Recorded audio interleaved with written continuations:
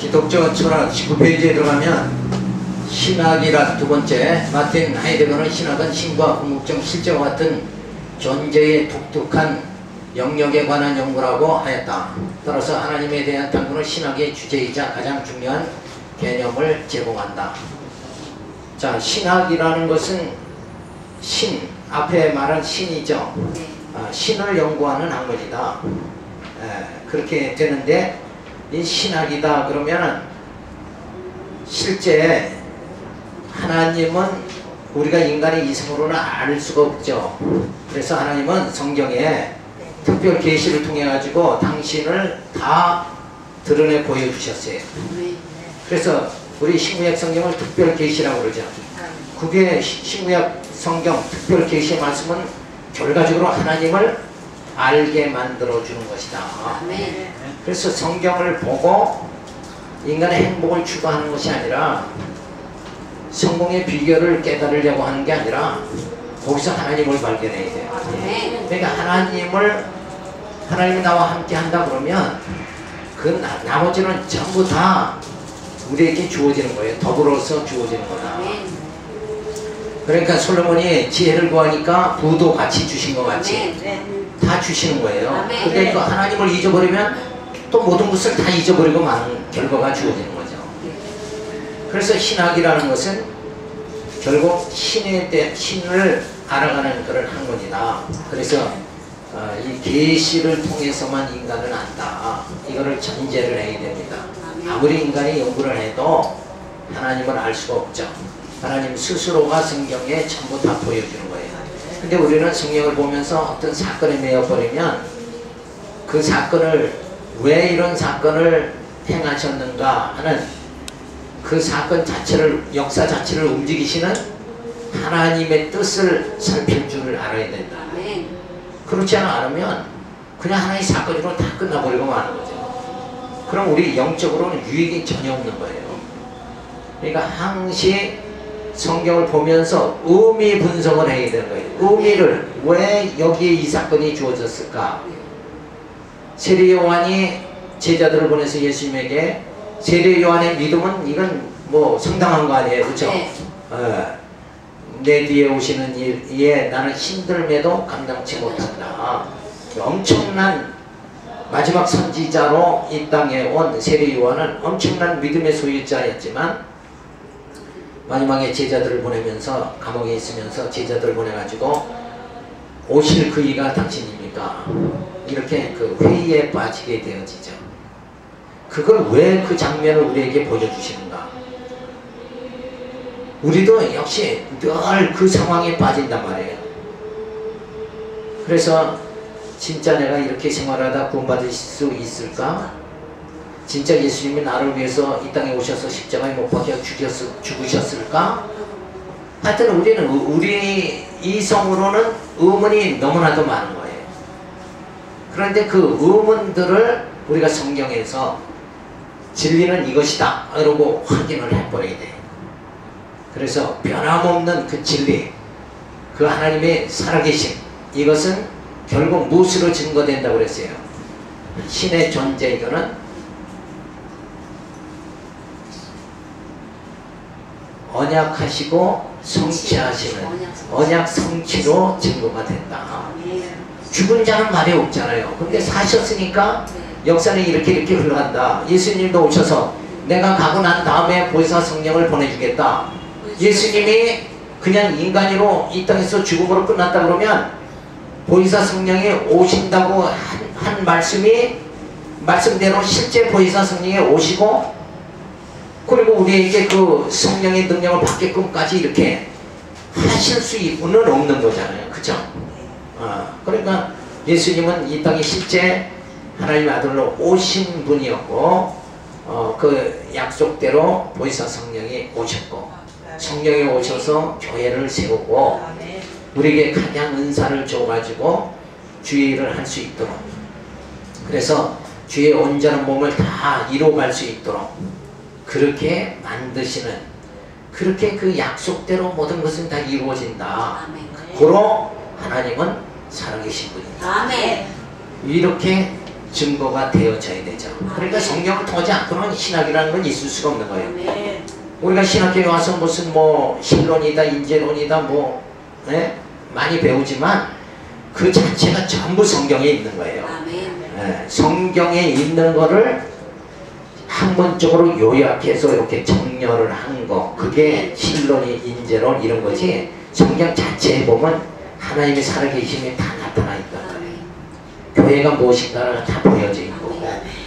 그러니까 성경을 알면 신학 과목은 사실은 뭐예요? 다 관통되는 거예요. 근데 요즘 신학은 신학하면서 그냥 이성으로 쩍쩍쩍 하면서 논리를 전개하고 이러다가 그냥 막 그 산속에 가서 헤매는 것 같이 그렇게 학문 속에 들어가서 헤매도록 만드는 거예요. 근데 실상은 성경만 정확하게 알면 거기에 모든 신학 과목이 다 관통될 수 있다. 그래서 바람직한 거는 요즘 신학에서는 성경이 이렇게 별도로 별미같이 야곱에게 이삭에게 에서의 그 별미를 달라고 한 것 같이 요즘에 신학이 어떻게 성경은 별미이고 주식이 뭐냐 신학 과목이 돼버리고 말았어요. 근데 사실은 이게 바뀌어야 돼요.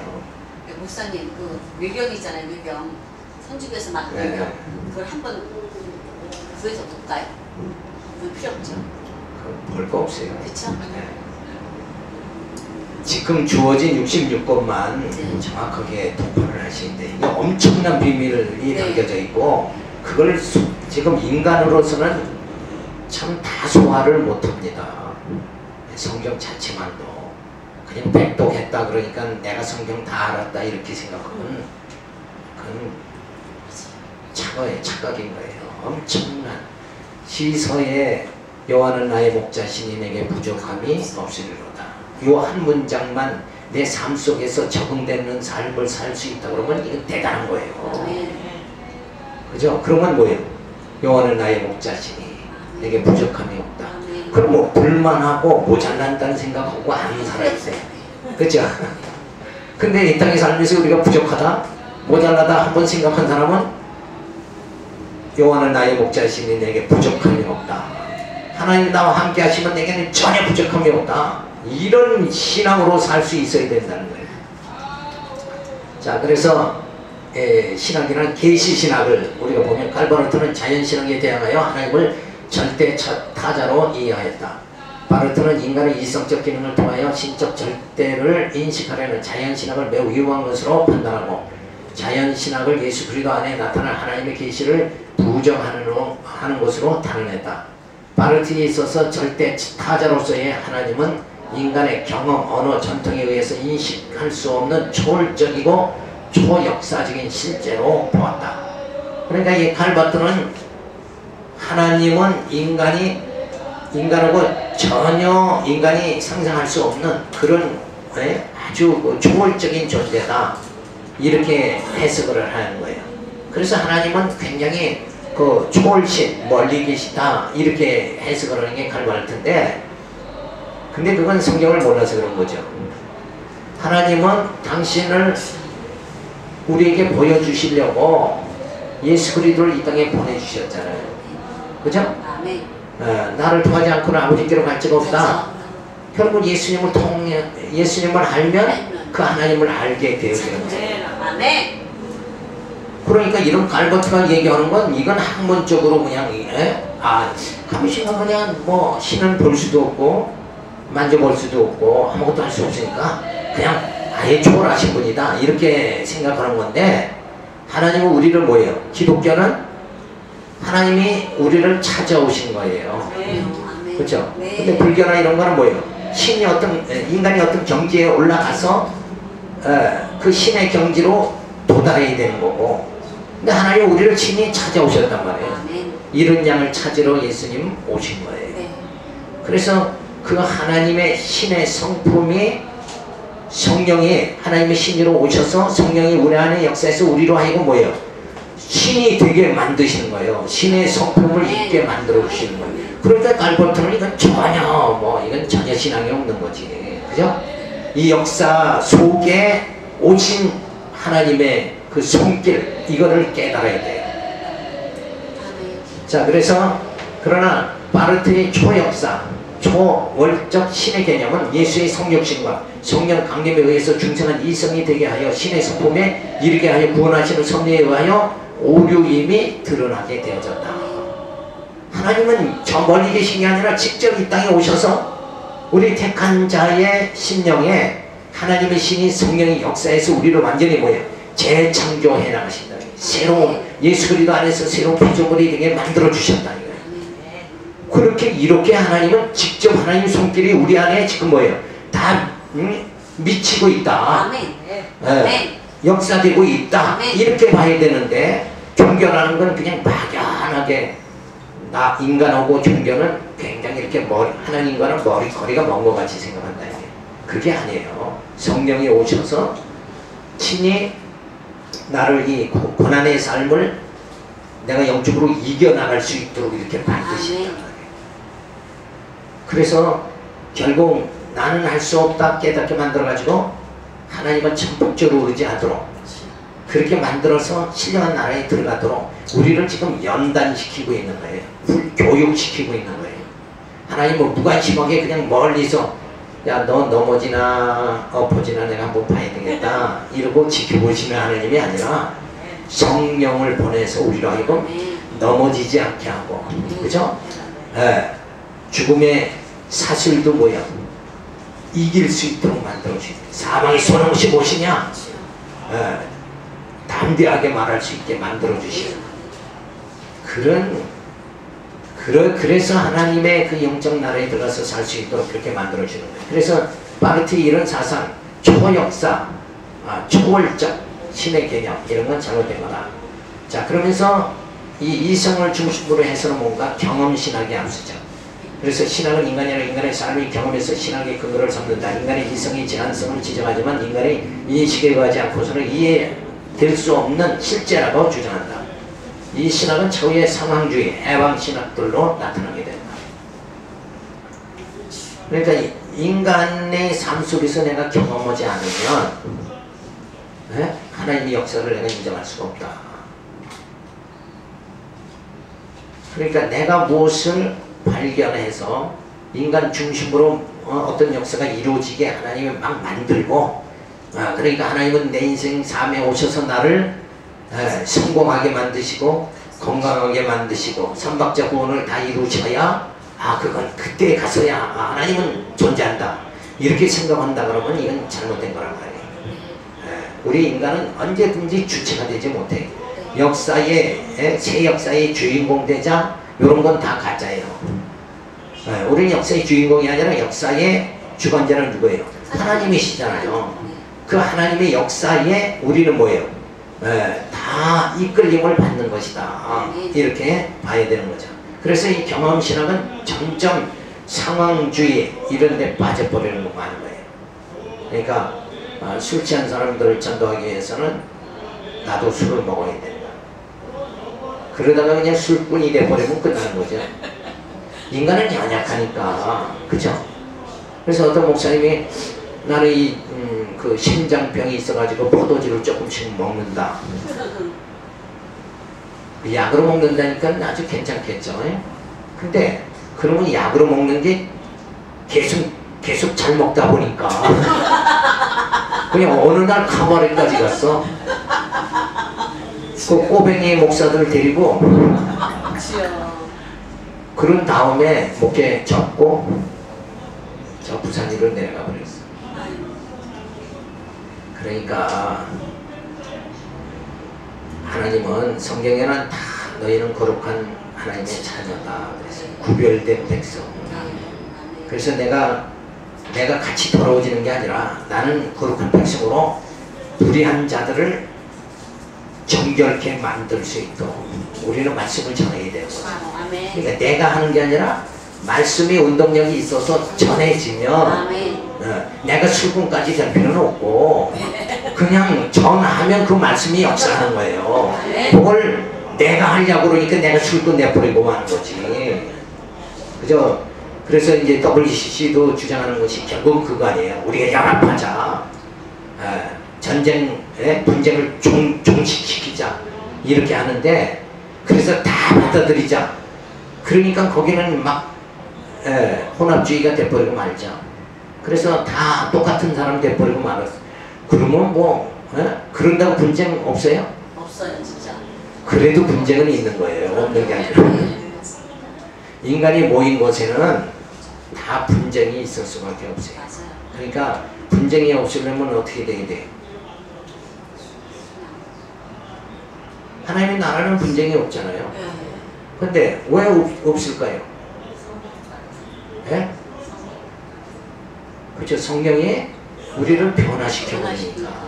내가 변하니까, 그래서 분쟁하던 내가 분쟁이 없는 나로 하나님 만드시니까 그 나라는 분쟁이 없는 거예요. 그러니까 내가 변하지 않고 내게 아직도 내 나라는 거, 육성이 살아있으면 그런 사람이 모이면 분쟁하는 거예요. 그건 뭐 변쟁은 없어요. 근데 하나님은 성령을 보내서 우리 육신의 소용을 다 소멸시키는 거예요. 그러니까 변화되니까 분쟁이 없는 거 아니에요. 자, 그래서 이 경험이라는 게 굉장히 위험하다. 그런데 경험하지 않으면 사람들은 뭐예요? 믿질 않죠. 그래서 이 경험신앙은 이성을 통해서 삶의 경험에 의존합니다. 내가 눈으로 봐야지. 내가 만져봐야 난 믿겠다. 그럼 믿을 필요 없죠. 자, 이거 눈으로 지금 봤잖아요. 봤으면 이거 리모컨이다. 이걸 뭘 믿어요? 이걸 보고 리모컨이다 믿을 게 뭐 있어요? 이거 리모컨인데, 그죠? 안 보이니까 믿는 거잖아요. 아직은 내 눈에 보이질 않으니까 믿는 거란 말이에요. 그러니까 이 역사 자체가 내 눈에 안 보여도 이 역사 자체를 누가 이끌어요? 하나님이 이끄신다. 그러니까 거기서 믿음이 주어지는 거예요. 난 믿는다. 그래서 경험에 의해서 믿는 거는 그 사실은 믿음이 아니다. 이렇게 봐야 돼요. 그래서 이성 중심으로 우리가 어떤 신학을 하나님을 연구하려고 그러면 이 이성 자체는 제한이 있어요. 그래서 안 된다. 부패된 인생, 이성 가지고는 결국 중생하지 못한 이성 가지고는 하나님을 알 수가 없어요. 성경을 보아도 깨닫지 못하니까 결국 하나님을 알 수가 없는 것이다. 그래서 중생한 이성만이, 중생한 이성은 누가 함께해요? 성령이 함께하죠. 그러니까 하나님을 알 수 있는 것이다. 그래서 계시 신학은 이성을 신앙하는 이성, 하나님의 계시를 통해서 하나님을 알도록 그렇게 만들어준다. 그래서 하나님의 계시 의존, 결국 하나님을 안다는 것은 계시 아니고는 도저히 알 수가 없다. 하나님을 알 수가 없다. 그래서 그 계시에 의존해야 된다. 다른 방법은 없다. 인간의 경험, 그거 가지고는 안 된다. 그래서 예수 그리스도께서 이 땅에 하나님의 계시로 이 땅에 오셨죠. 그래서 하나님의 살아계심을 예수 그리스도를 통해서, 하나님의 언약이 성취됨을 통해서 하나님의 존재하신 살아계심을 우리가 믿게 되어진다. 그래서 이성의 기능으로 신 존재를 인식하려는 시도는 타락한 인간은 의로서는 불가능한 것이니 계시에 의해서만 신 인식이 가능한 것이다. 그러니까 타락한 이성 가지고는 도저히 안 돼요. 중생한 이성이 돼야 성령이 우리에게 뭘 줘요? 지혜와 계시의 정신을 줘야 우리가 하나님을 알 수가 있는 거예요. 그래서 우리 마음에 감동이 주어지고 우리 영안이 열려야 하나님을 알 수 있게 되어진다. 제3장에 들어가서 이성과 신앙의 관계입니다. 결국 우리가 어떤 믿음이 있느냐 없느냐 이런 관계는 신앙과 이성의 관계, 굉장히 중요한 거잖아요. 신앙과 이성. 그래서 앞에서 언급된 철학과 신학의 관계에 대한 구체적인 내용은 이성과 신앙의 문제로 축소된다. 중세 이후 이성과 신앙은 서로 배타적 성격으로 이해해왔다. 좀 이성적이다 그러면 저 사람은 신앙생활 못한다 이렇게 생각을 했다.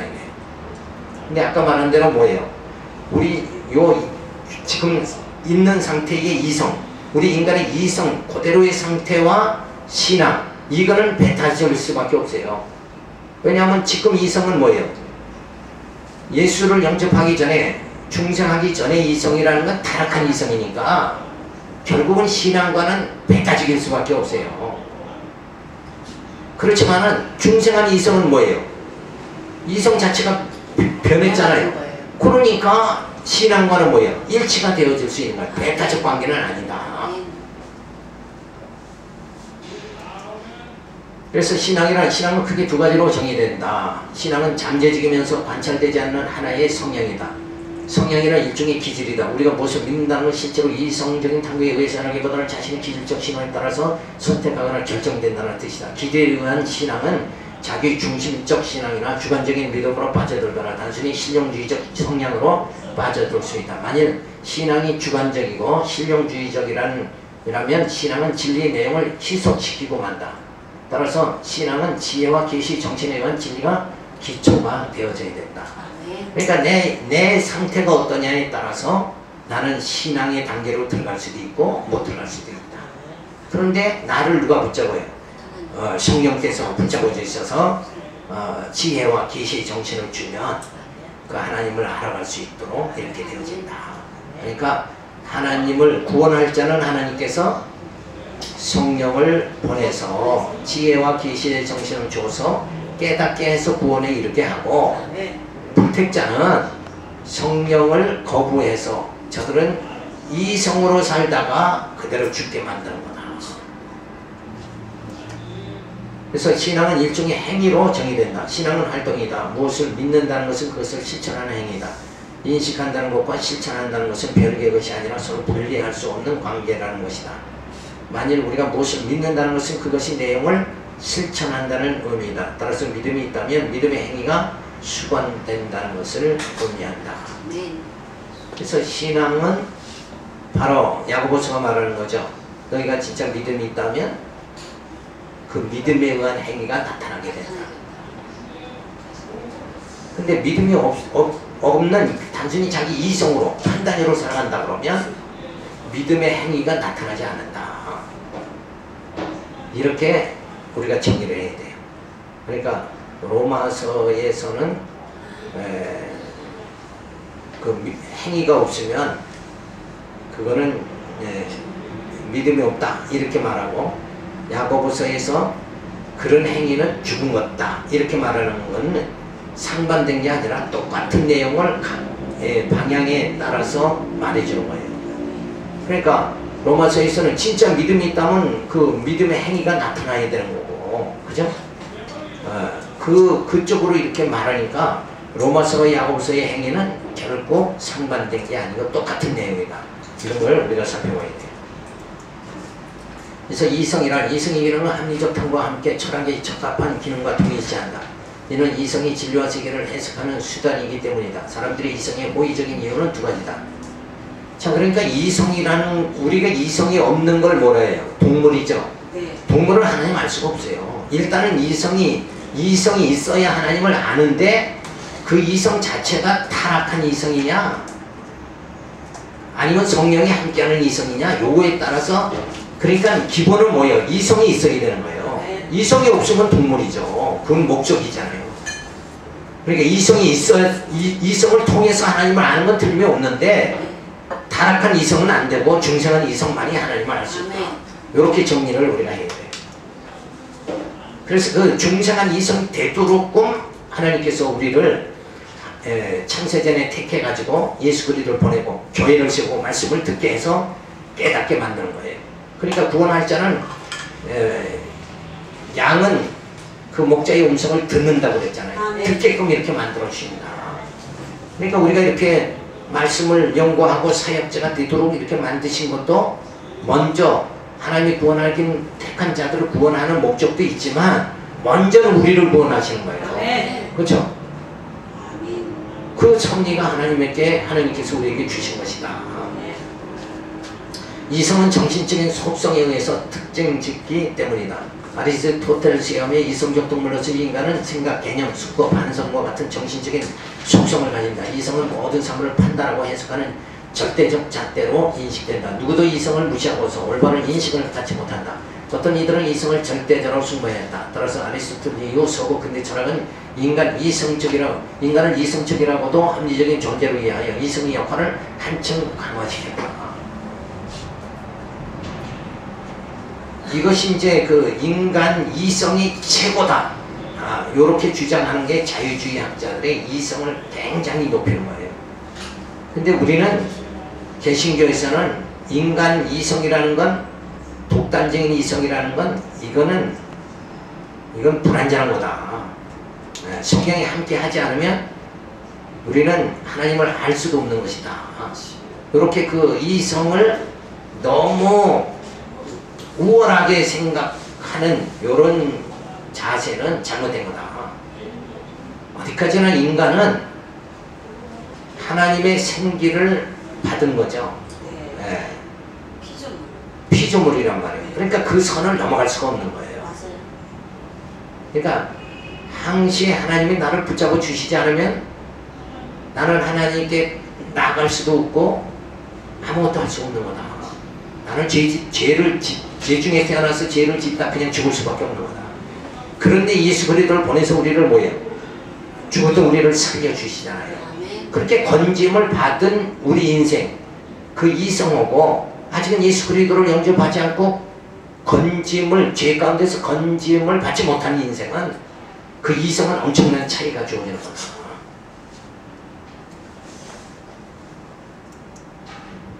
이성이 해석의 정당성과 합리성을 제공하기 때문이다. 이성은 인과성의 패턴을 분석하고 발견하는 데 이성이 사용된다.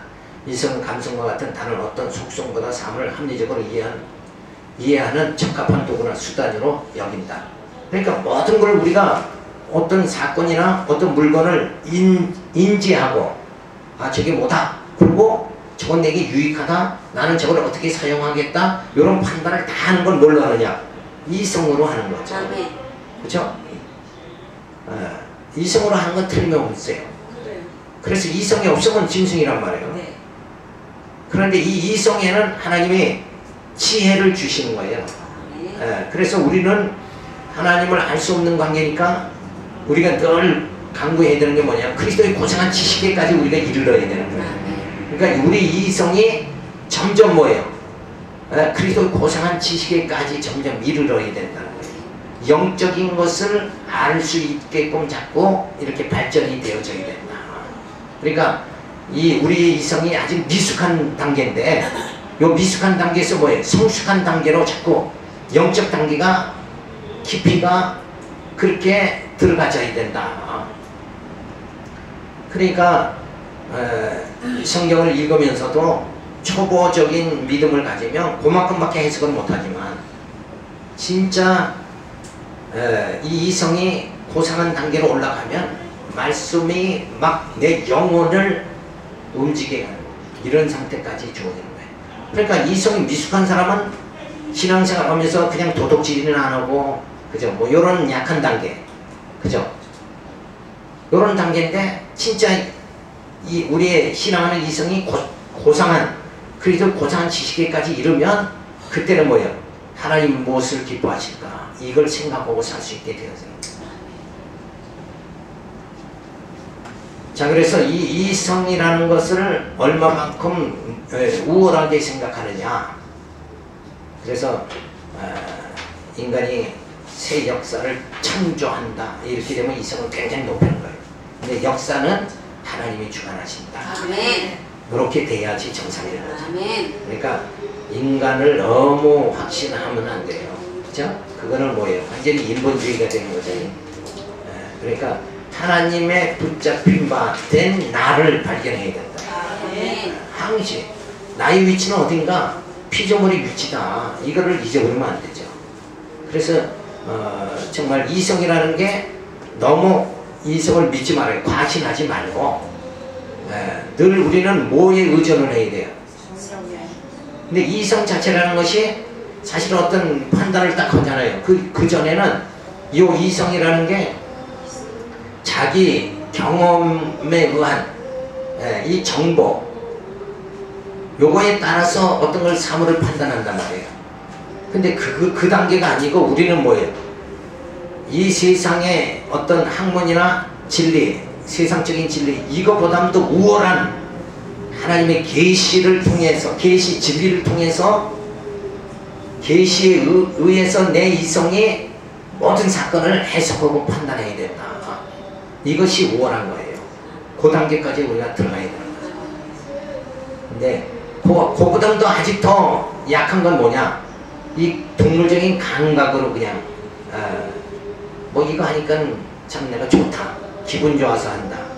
기분 좋아서 하면 안 되죠. 그렇죠? 기분 좋아서 내 감정에 의해서 살아가는 것이 아니라, 그러니까 그 열린 예배다 이런 것도 막 감정을 동원하잖아요. 근데 그렇게 막 시끄럽게 하고 막 이렇게 하다 보면 뭐가 활동해야 돼요? 요 이성 자체가 활동을 하는 거예요. 그건 감각에 의해서 신앙하는 어떤 상태로 접어드는 거지. 그래서 우리는 늘 하나님 말씀 고요한 중에 하나님 말씀을 묵상한다 그러죠. 그러니까 감각이 아니라 뭐예요? 이 이성으로, 지적 이성으로 하나님의 말씀을 우리가 해석할 수 있게 되어져야 돼. 깨달을 수 있게 되어져야 된다. 근데 그 이성 자체도 아직 타락한 이성이 아니라 중생한 이성이 되어야 된다. 그러니까 동물적인 단계와 감각적인 단계와 그걸 벗어나서 뭐예요? 지적 단계로 들어가면서 이제는 이성 자체가 타락한 이성이 아니라 중생한 이성 단계로 들어가야 된다. 이렇게 해서 이걸 다 구분이 되는 거지. 여기서 말하는 그냥 여기는 토탈 이성, 그리고 그걸 이성, 이거 대단하죠. 사실은 뭐 우리가 상상할 수 없는 우주까지 막 올라가고 말이요. 예? 그 우주 뭐예요? 그걸 다 만들고 이런 거 보면 대단하죠. 아주 깜짝 놀랄 일들이 많아요. 그죠?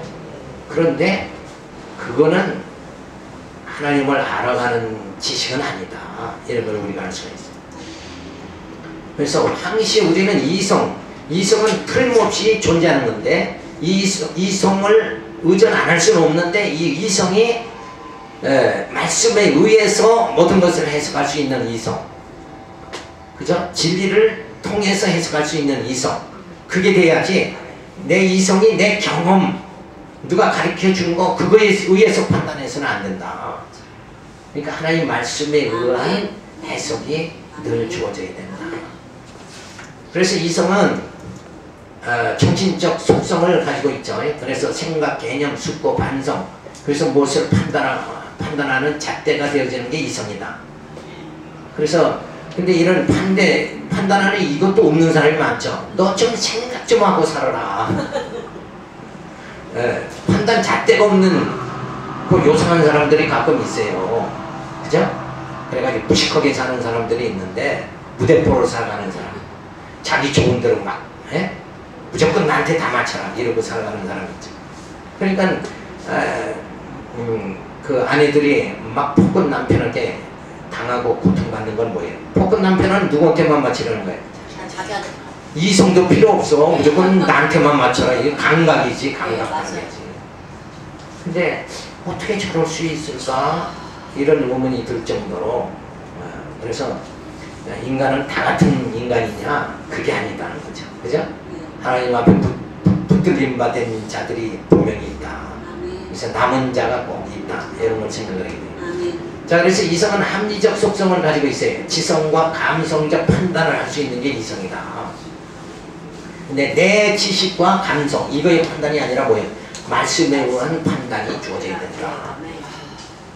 그래서 이해의 도구가 바로 이성이다. 그런데 이 이성이 아니라 신앙은 뭐냐? 행위 의존성이에요. 신앙하는 사람들이 행위를 너무 의존하면 안 된다 이거예요. 행위 의존. 그래서 인식 즉시 실천에 들어가는 거. 그래서 이런 사람들은 이제 외식과 편협이 되어진다. 그리고 믿음의 성량을 가지고 있어요. 그래서 주관적, 실용적 그런 신앙의 자세가 주어집니다. 요거는 독성과 아집으로 빠져버리고 마는 거죠. 자, 그래서 신앙도 행위를 의존하느냐. 그래서 막 순복음교회는 열성이 굉장히 많죠. 근데 장로교는 요 말씀 지적인 게 많단 말이에요. 그 성향이 조금 그렇게 약간 다르죠. 뭐 구원받는 건 다 똑같지만 성향이, 그러니까 순복음의 신앙의 성향하고 장로교 교인의 신앙의 성향하고는 장로교는 조금 지적이고 거기는 행동적이, 감정적이다, 열정적이다 이렇게 말해요. 좋은 의미로는 열정적이죠. 우리 장로교는 그걸 또 배워야 되지만, 자 그렇게 이 신앙이라는 게 행위 의존적인 수위가 있고 믿음에 의한 성향이 나타날 수 있다. 그래서 내가 믿는 거, 그걸 내가 믿는 걸 자꾸 사수하다 보면 결국은 독성과 아집에 빠져버리고 맙니다. 그러니까 여기서도 마찬가지예요. 이성도 뭐예요? 성령에 붙잡힌 바 된 이성. 그리고 신앙도 뭐예요? 우리 신앙도 성령에 붙잡힌 바 된 신앙이 되어져야 된다. 그걸 떠나면은 다 이렇게 곁길로 나가는 거예요. 신앙의 행동 위주면 막 편협한 그런 뭐 이교도가 나오는 거고 이단이 나오고 독성과 또 아집으로 빠지고 이런다. 그러니까 항시 우리는 내가 독립적인 것이 아니라 성령에 의해서 이렇게 되어져야 되는 거죠. 그래서 어떤 그 사건을 인식한다는 거, 이성적 판단의 결과죠. 그래서 불신앙의 행위가 나타날 수 있고 이것은 바로 주관적 성향이다. 그런데 진리의 깨달음의 결과로 진리를 통해서 어떤 사건을 본다 그러면 믿음의 행위가 나타나게 된다. 그래서 이건 객관적 성향이다. 여기서 말하는 주관적과 객관적이라는 건 뭐냐? 객관적이라는 건 외부로부터 이렇게 주어지는 거예요. 그러니까 내게 신앙, 이게 외부로부터 주어지는 거예요. 성령에 의해서 주어지는 걸 말하는 거고, 주관적이라는 건 뭐예요? 나는 이렇게 믿는다. 이렇게 나가기 시작하면 곁길로 나가는 거예요. 그러니까 내게서 나오는 믿음이 아니라 뭐예요? 믿음은 선물로 받아야죠. 아멘. 하나님의 선물이다. 아멘. 이렇게 되어져야 돼요. 그러니까 자기 육체에서 나오는 믿음은 뭐예요? 그게 완전히 자기만의 신앙이 돼버리고 마는 거예요. 그러니까 이제 뭐 이단들은 그렇잖아요.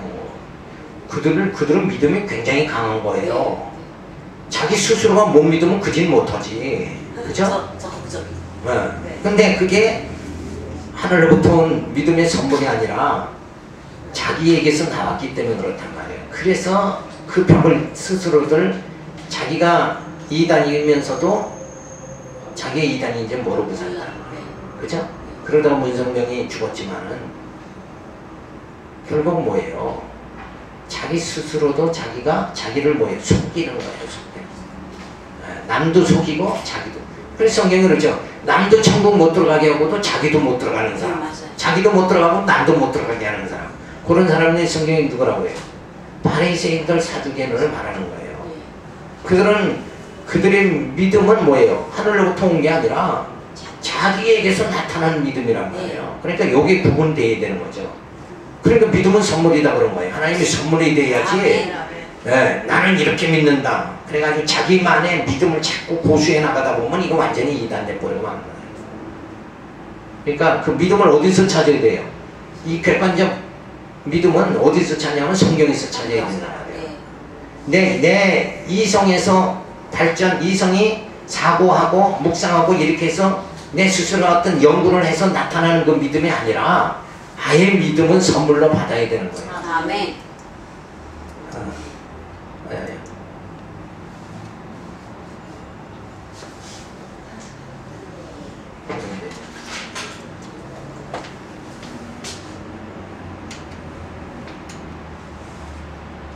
자, 계속해서 어제 그거 하나 넘어갔는데, 자, 그래서 큰 읽어보시고, 세 번째, 이성과 신앙의 관계를 우리가 살펴봅니다.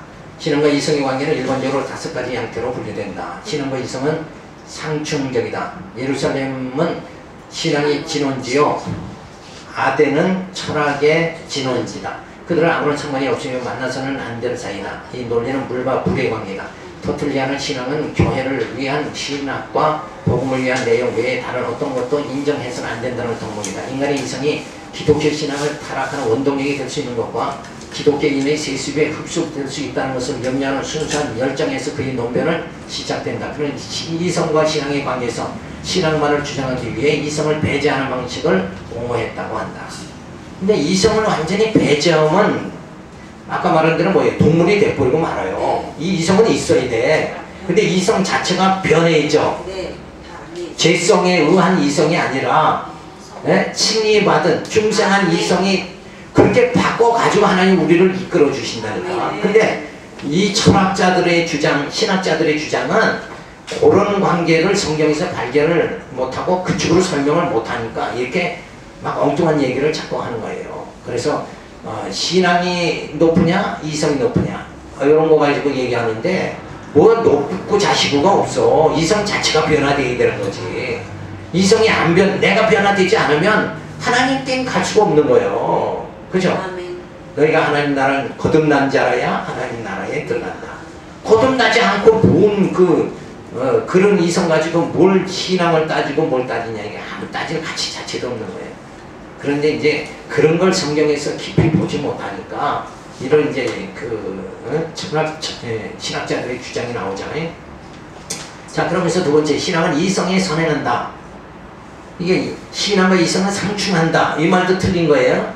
그런데 신앙은 이성에 선행한다. 이 말을 설명 한번 들어봐요. 아리스토텔스에 의하면 시작된 이성의 그리스 철학은 서서히 쇠퇴하면서 철학과 신학의 혼합주의인 플라톤주의가 등장했다.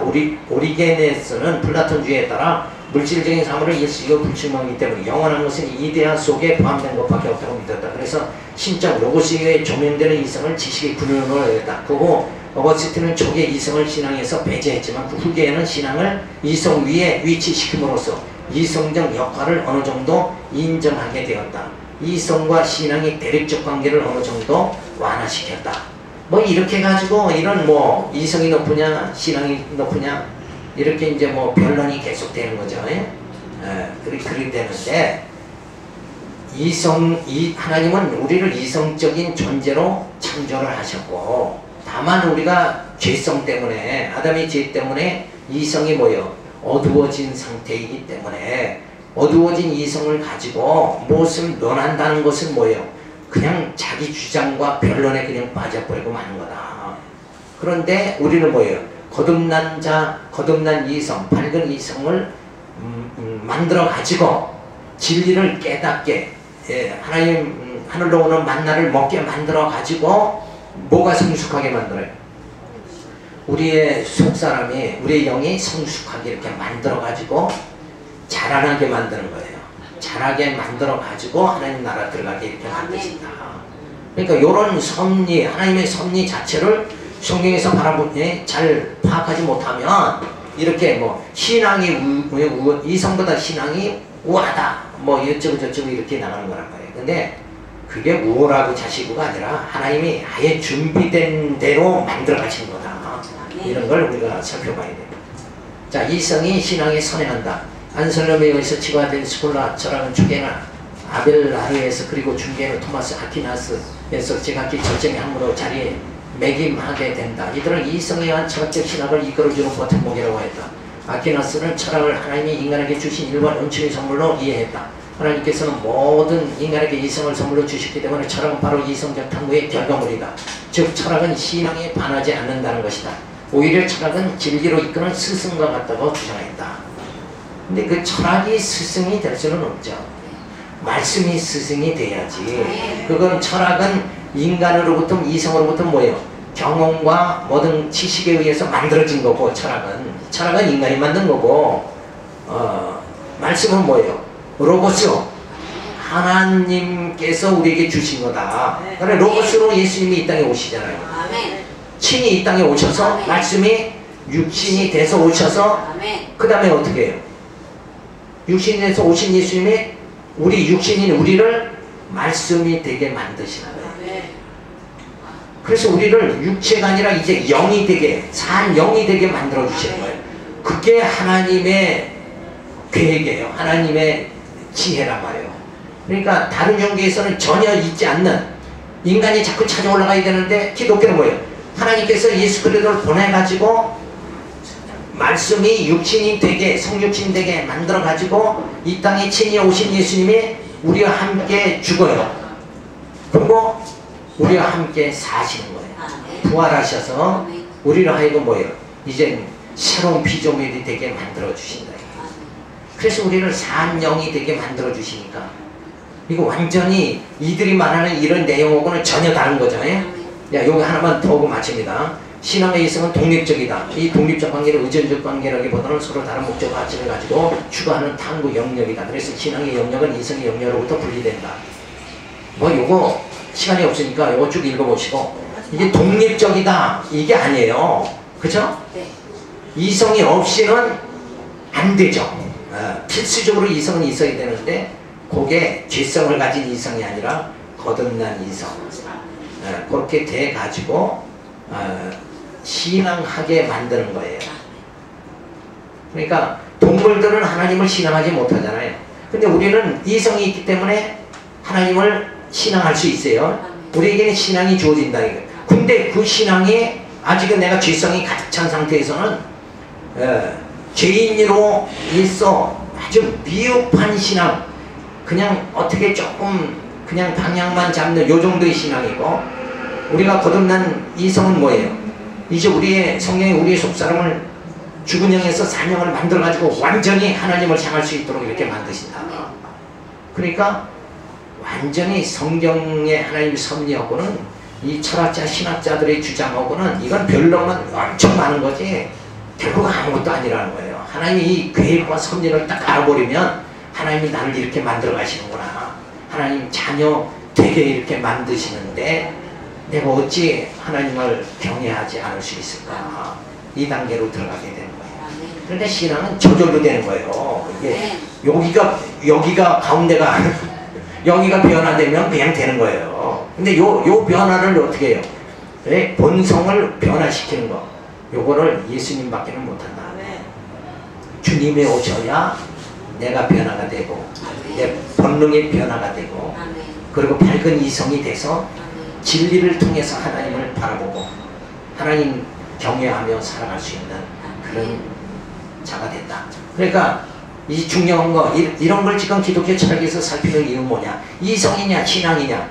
근데 이걸 정확하게 이렇게 매듭을 줘서 해석을 하면 야, 진짜 하나님의 섭리가 얼마나 오묘한가. 우리가 철학 과목을 살펴보면서도 하나님의 섭리를 갖다 눈으로 볼 수 있게 하나님 또 만드시는 것, 오늘 감사하시기 바랍니다. 아멘. 할렐루야, 감사를 드립니다. 주신 귀한 말씀 저희들이 부여잡고 정말 나를 변화시켜서 거룩한 하나님의 자녀 만들어 가신 하나님의 섭리, 그 사랑을 생각하기 너무나도 감사하고 너무나도 감격이 주어질 수밖에 없는 줄로 믿습니다. 그 하나님의 사랑을 늘 마음에 간직하고 주신 사명 감당할 수 있도록 역사하여 주시옵소서. 믿사고 예수님의 이름으로 기도드렸습니다. 수고했습니다.